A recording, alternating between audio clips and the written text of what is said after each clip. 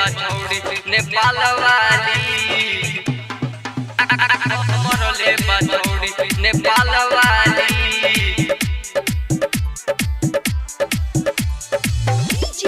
संदीप बाबू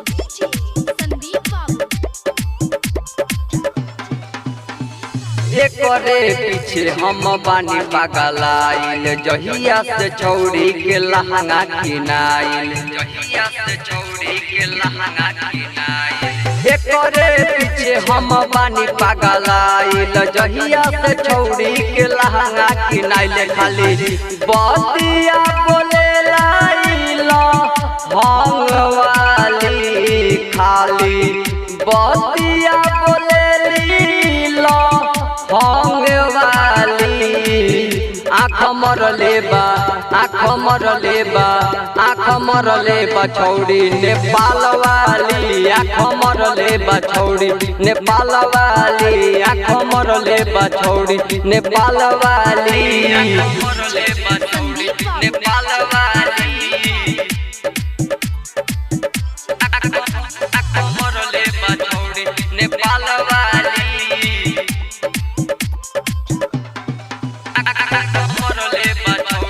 नेपाल वाली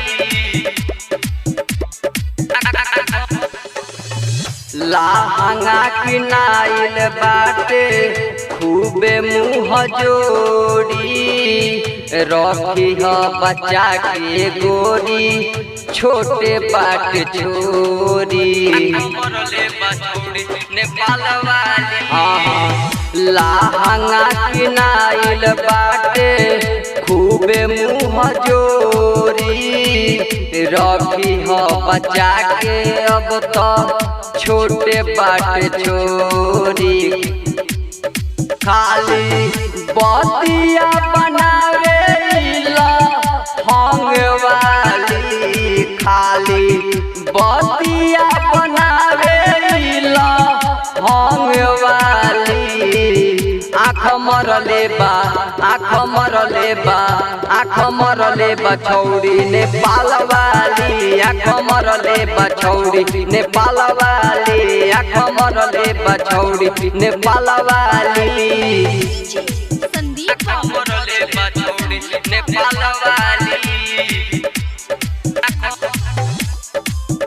आँख मरले बा छौड़ी नेपाल वाली मरले बा छौड़ी नेपाल वाली लिखेल गाना सुना राइटर रमन जी गावेल गाना गायक रुस्तम के संग जी मरले बा छौड़ी नेपाल वाली लिखेल गाना सुना राइटर रमन जी गावेल गाना गायक रुस्तम के संग जी खाली बतिया बोले हंग वाली